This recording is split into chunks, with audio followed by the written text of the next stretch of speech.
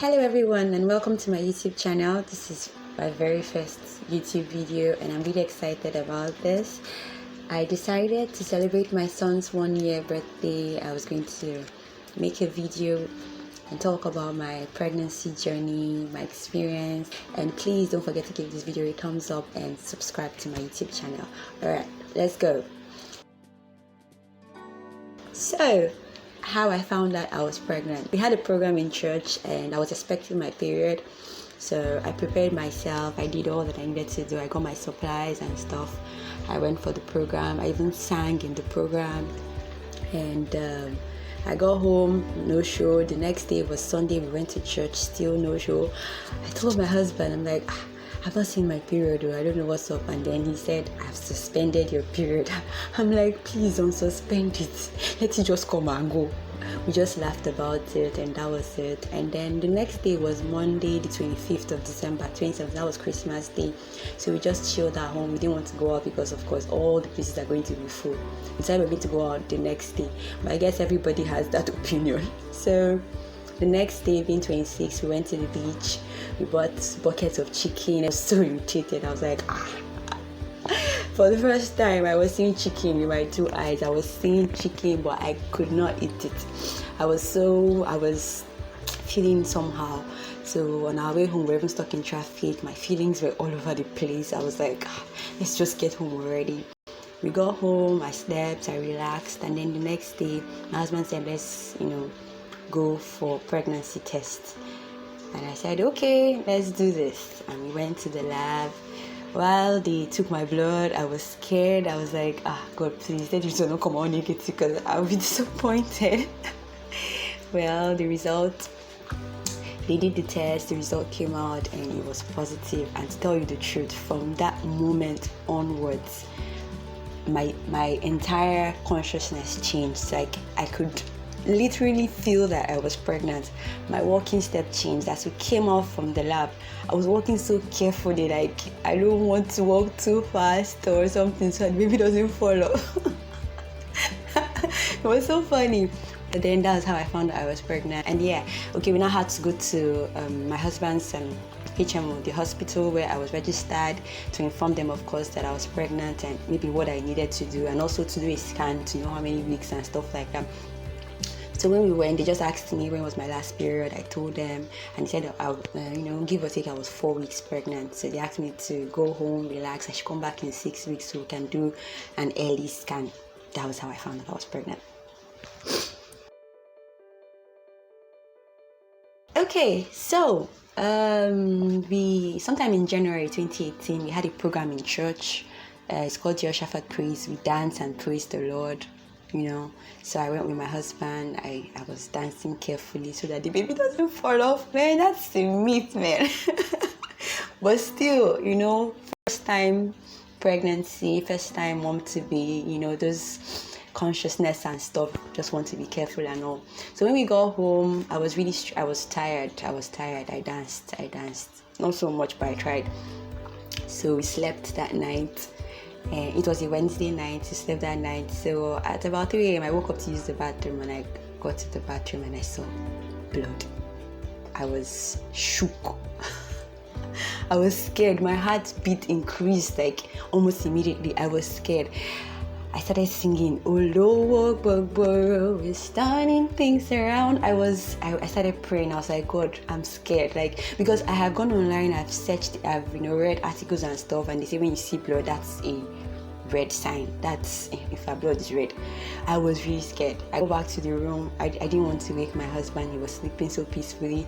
So I took my Bible. I started reading. I started praying. I started thanking God. I was praising God because I knew that in that situation, God is still God. I was scared. I was up till about 5 a.m. That's when my husband's alarm went off and he woke up. And the first night I said, babe, I saw blood. And thank God for the kind of person that my husband is. He was just so calm about it. He was like, calm down, don't worry, everything is fine. And I'm like, let's go to the hospital. And he was like, no, let's do our devotion. He took the devotion. To me, I felt he was being slow and stuff but he was just so calm about it. And then I settled in and I'm like, rushing to the hospital will not really change or, do anything like that per se. It's God that really helps us in all our endeavors. So we chilled and we prepared, had our baths. I could not even have breakfast that morning. I was too scared. But I was telling myself, I am not afraid. Confessions are very powerful. I was telling myself, I'm not afraid. I'm not afraid. Nothing is going to happen to my baby. And we went to the hospital, waited to see the doctor. And the doctor said it was stress, just stress. Since I was still in the first trimester, I was stressed. I should just try to rest. And they gave me a drug or something like that. So we got back home. My husband even had to carry me up the stairs. We got to the house. I ate, I relaxed and slept. So I was just resting. I didn't go out. I admit that I like to go out. Anyway, my husband is going to follow him. Yes, I like following him. But then I had to just chill. So then we finally got to the second trimester, which was a feel-good period. I was feeling good, I was feeling strong, I was feeling healthy. I could even run a marathon. But really, that was when I started antenatal. I started going to the clinic once every 4 weeks. Antenatal is important. Yeah, they talk about a lot of stuff. People talk about their experiences. But men, some people can scare you. Some people were talking about that time. Okay, there was a particular lady one time. She was just saying that when her first baby, when contractions started and stuff, she was just like it's like period now. It's no big deal. But she said when the real pain came, she was like, hey, it's really painful on me. Fear was catching me over. I just say, God, I trust you. I can be very soft. I can literally cry over almost anything. But then I said, God, please, you have to help me. And then, I remember there's this UBible app that I use for devotions and stuff. They have Bible plans and stuff.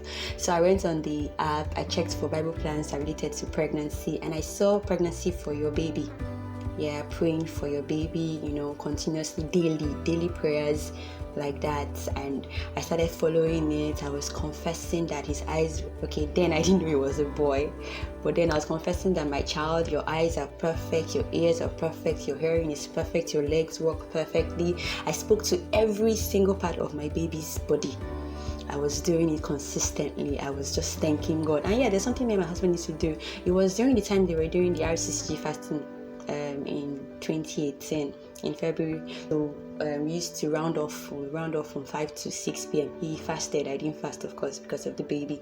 So we praised God and we got our songs. We used to sing the songs of Hannah from the book of 1 Samuel. We sang the songs that the Israelites sang in Exodus when God gave them victory over their enemies. We were just singing. We sing these songs every single day. We're thanking God for the child, thanking God for successful delivery. I spoke to every part of my body. My husband spoke to every part of my body that they will cooperate together, function well together to bring forth a healthy baby. Yes, shopping for baby things. Oh my God. I looked forward to this day with so much excitement. I had made a list. I went online. Of course, they gave me a list at the hospital, but I'd gone online, check stuff, baby carriers, baby clothing, beeps, wipes, diapers, a lot of things. The list was massive. But then on Instagram, there's this page I follow, Wives and Mothers, and then there was a time they put up a what do you call this now? A vote or something. They're like, okay, which baby thing did you waste money on? Like what wasn't really necessary? So I went there. I saw what was necessary for some people was not necessary for some other people, and so I just kind of balance the two together and think really like, how would my days be when the baby comes? Will I really need certain things? Will I be going out often? Will I need a stroller? I don't really need a stroller because even going out often, I don't really go out like that. So but baby carrier was important. And long story short, we went to the market. I went with my awesome sister-in-law. She's so awesome. I love her so much. Auntie Essie, she fed me well. Like, she took very good care of me. She was the big sister I didn't have. I've always been a big sister to my siblings. So now I'm getting married, I got big sisters, and Auntie Essie is just one amazing person. Auntie Essie, I love you. So yeah, we went to the market together. It was her birthday, May 2nd, 2018. We went to the market together. We got some of the baby stuff. You know, when we were little, when they used to buy us Christmas clothes, how we would go and test them out. I could not, of course, test out my baby clothes, but I'll just go there, go open them up, check out the cute little clothes. And so it was just so adorable. Like, I can't. Well, okay, yeah, I took pictures of the clothes. I was trying to prepare my announcement picture, like, it's a boy, the baby's here, thank God, our son is here, and stuff like that. It was just amazing. Yeah, thinking about it now is so, I don't know. Third trimester was the tiring trimester. I was feeling tired most of the times. I could not. In fact, my bump was quite big. I was walking like somebody. My husband would call me moving train. People will see me around. They think I'm carrying twins because my bump was really long. You know. Well, I was always getting tired. I was always tired. I was always exhausted. I was always hungry. Man, I was drinking water like a donkey. I could finish one dispenser bottle of water in 2 days. Just me. I was drinking this Evercan, the big one, the 150cl. I could drink like 2 in the daytime. Then I'll keep 1 by my bed at night that I would drink through the night. Don't even get me started on the frequent toilet visits, the frequent bathroom visits. I was always, man, because the baby was literally sitting on my bladder, so I was always peeing, man. Yeah. And it was in this trimester, like, can this baby come out already? I am tired. Just come out. And this is the time where they said, they told us in antenatal we'll be getting false contractions. What is something they call it? Braxton Hicks, exactly.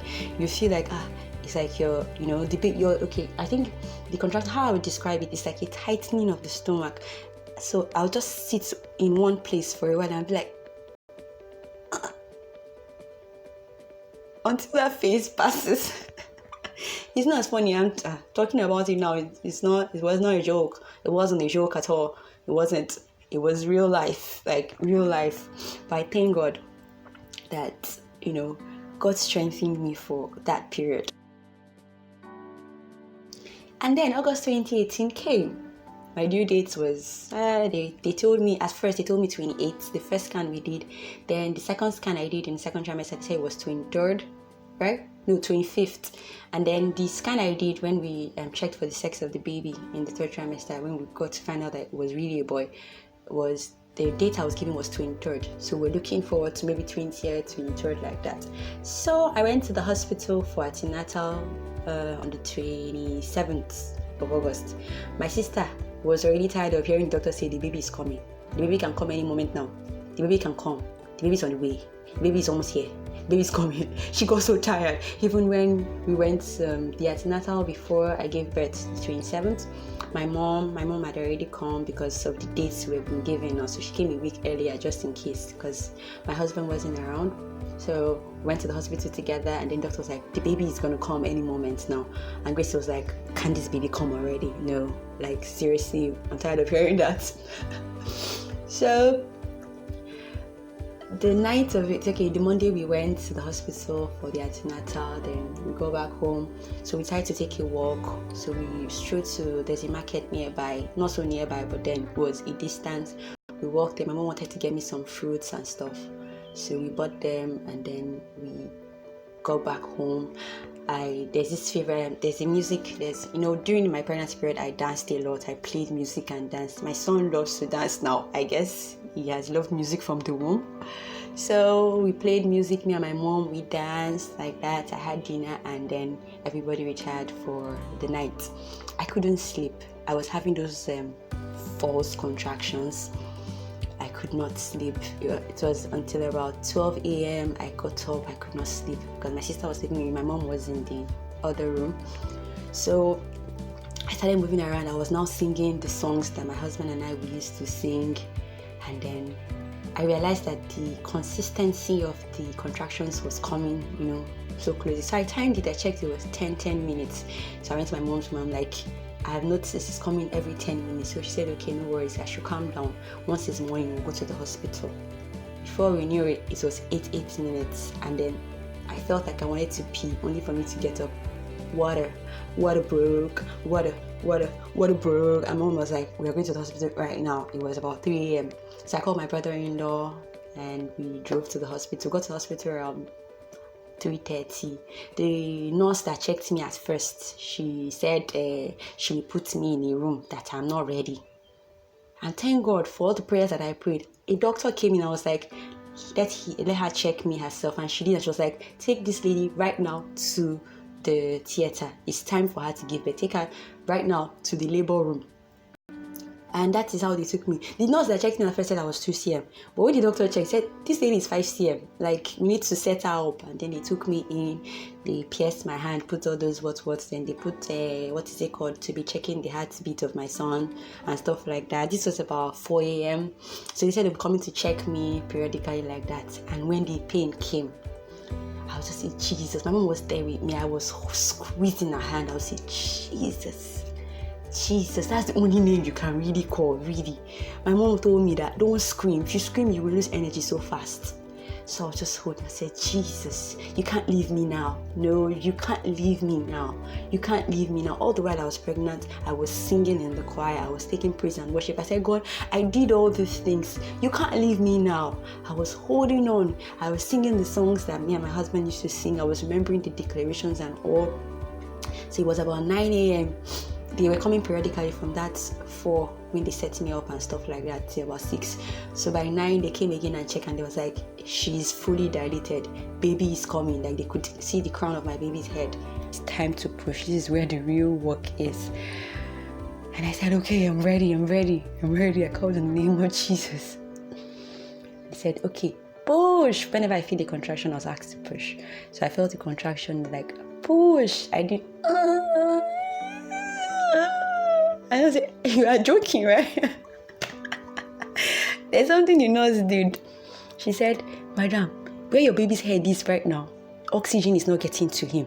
Please. When I heard oxygen not getting to what? My baby, after 9 months, it was time. And they're like, push now. And I'm laughing about it now, but it was no joke at the time. And finally, okay, at some point, like, the nurse was like, okay, I have to just cut you on the side so this head can come out. And I just felt it, boop, and the hair just came out, poof. Immediately, my baby's head came out. The relief I felt, I cannot explain it. It's inexplainable. I'll be inexplicable. Which one? It's not something I can explain. I felt relief, like, it's over. The other part is just, very easy. They just, brought out the body of the baby and they went to clean him up. And I was just there while they were, suturing where they snip for the baby to come out. I was just looking, I'm like, that's my son. I have a son. I have a baby. Like, my dad said his baby has given birth to a baby. But really, at that moment, I'm like, I have a son. Like, I gave birth to a child. It was the most amazing moment of my life. I don't know. There's no word for it. The experience, there's no word for it, really. And I'm really grateful to God. All the prayers I said, it's not by my power, really. It wasn't. People told me, first time baby, you will labor. I heard people's stories of how they labored for 10 hours, 24 hours, 2 days. But God did it for me in 5 hours. Baby came out. Baby was big. He was healthy. In fact, I'm really grateful to God. And now my son is 1. Like, he's 1 year. Like, 12 months. He's 1 year. This 1 year has not been the easiest, but it has been a wonderful experience. I'm so grateful to God. I'm really grateful to God. I'm excited. I'm glad that God has kept this child right from when he was conceived up until he was born, and now he's a 1-year-old young man. I'm just grateful to God, and I'm happy. I'm happy to share this testimony with you. And for as many that are believing God for the fruit of the womb, God is able. He's more than able to meet your heart desires. Just trust Him. I'm grateful to God.